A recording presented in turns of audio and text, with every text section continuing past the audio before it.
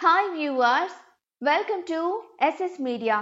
ఈ మధ్య టీడీపీ జనసేన పొత్తుపై అటు రాజకీయ వర్గాల్లోనూ ఇటు సామాన్య ప్రజానీకంలోనూ చాలానే చర్చ జరుగుతోంది. ప్రధానంగా సీట్ల సర్దుబాటు, సీఎం స్థానంపై జరుగుతున్న రచ్చ ఇంకా ఆసక్తికరంగా మారింది. నాకు అంత అనుభవం లేదు, అందుకు అనుభవం ఉన్న నాయకుడు అవసరమని సీఎం సీటును చంద్రబాబుకే వదిలేసినట్లుగా ఉన్నారు పవన్ కళ్యాణ్. అయితే అది జన సైనికులకు ఏమాత్రం నచ్చడం లేదు. కానీ ఆ విషయంలో వారి అభిప్రాయాన్ని బహిరంగంగా చెప్పలేని పరిస్థితి. ఈ సమయంలో హరిరామ జోగయ్య జన సైనికుల అభిప్రాయాలను పరిగణనలోకి తీసుకుని పవన్ కు బహిరంగ లేఖలు రాశారు.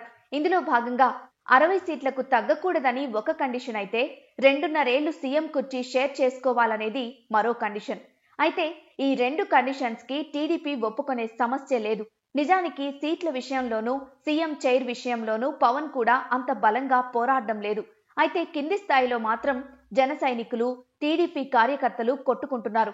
మావాడు సీఎం అని జన సైనికులు, మీకంత సీన్ లేదని టీడీపీ వాళ్ళు గ్రామ స్థాయిలో కలిసిమెలిసి పనిచేయాల్సిన ఈ 2 పార్టీల కార్యకర్తలు కొట్లాటకు దిగుతున్నారు. సీఎం అనే నినాదం చంద్రబాబుకు మాత్రమే చేయాలని హుకుం జారీ చేస్తున్నారు.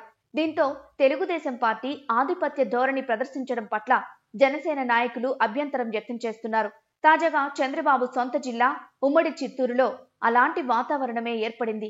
ఇందులో భాగంగా గంగాధర, నెల్లూరులో చంద్రబాబు నిర్వహించిన రా కదలిరా బహిరంగ సభలో టీడీపీ జనసేన కార్యకర్తలు ఒకరినొకరు దూషించుకున్నారు, కర్రలతో దాడి చేసుకున్నారు.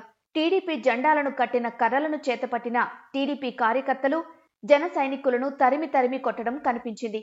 అసలు ఈ రచ్చ ఎందుకు జరిగిందంటే పవన్ కళ్యాణ్ సీఎం అని నినాదం చేసినందుకు టీడీపీ కార్యకర్తలు జనసేన క్యాడర్ను తరిమి కొట్టారని చెబుతున్నారు.